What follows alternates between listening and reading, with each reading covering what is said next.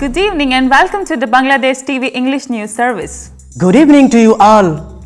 We have news from Europe, the Czech Republic, where the largest and the oldest garment factory was demolished today. The factory manufactured clothing since 1910. A complex of 6 buildings covering 45,000 square meters fell within 90 seconds.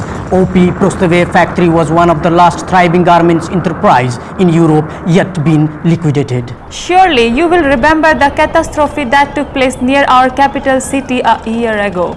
On April 24, 2013, an 8-story building collapsed in Savar near capital Dhaka, killing more than 1,100 people, injuring 2,500 and leaving at least 800 children orphaned. Rana Plaza had been briefly shut down right after cracks appeared in walls and pillars, but factory workers were forced to go back just minutes before the building collapsed. The management then blackmailed the workers if they refused to go to work, not to be paid the 2-month salary, refusing not to go back to the factory. The rescue operation took nearly 3 weeks. Workers in Rana Plaza had made clothes for popular Western brands such as Benetton, Mango, Reserve, Care for and others. The disaster highlighted the hazardous conditions workers have to face in Bangladesh's 16 billion euro garment industry, where many are paid as little as €1 per day. Is our cheap labor threatening European workers? Was the largest European garments factory destroyed because of the Bangladeshi competition and its cheap labor? What the Czech lad of workers thinks about this all? Our special reporter went to find the context. Here is her story. It was unbelievable. Simply, it was just unbelievable. Well, I cried. That was a feeling. It was like nobody cares for you anymore. Behind me, we can see the remains of the solid garments factory, which the Czech people allowed to demolish. And whereas Rana Plaza in Savar, due to wrong construction, demolishes itself. What an irony.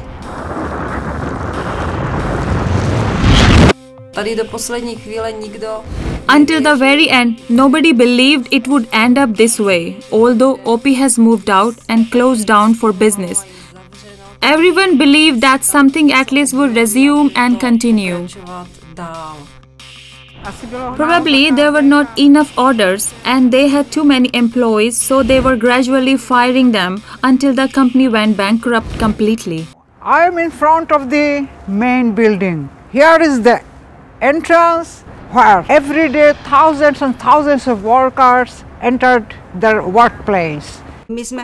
We have sewn suits for Mr. President Havel and for the First Lady Mrs. Dagmar, so I believe that OP was a prestigious brand. It is truly pitiful that it's all gone, that it has all been demolished and today people are unemployed. They owe me compensation in the value of a 3-month salary. I think they should deal with the people who had to leave without compensation and who had even larger amounts of money there. I think that the management of the company is responsible for all this. They had embezzled all the money. You could say stole, or I don't know how to describe this. It is true that those companies which profit from the garment industry tend to move the production from Europe to Asia, where due to worse working conditions they make bigger profit.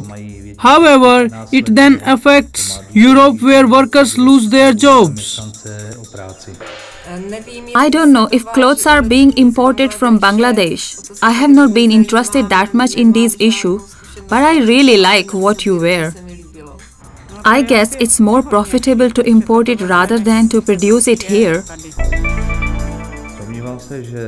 I think that the solution is to abide to the principles agreed by the UN countries. Unfortunately, in United Nations, the Czech Republic has voted against the agreement, ensuring human rights respect in countries where Western corporations operate.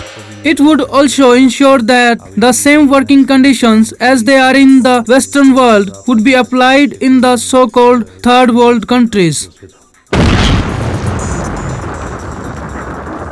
The management of the OP Prostějov is facing 10 years imprisonment. However, it will be decided by the court. BTV Bangladesh from Prostějov, Czech Republic, Nadira Mojumdar. After a meeting of the world's largest retailers in Geneva in aftermath of the Rana Plaza collapse, 4 companies made contribution to a compensation fund for victims and their families. In Czech Republic, there were no victims. However, no compensation were made to the workers yet. Moving on. A young man was killed in Dhaka Zoo trying to feed a tiger. Tiger carried the body in his jaws while visitors took pictures and filmed it on their mobile phones.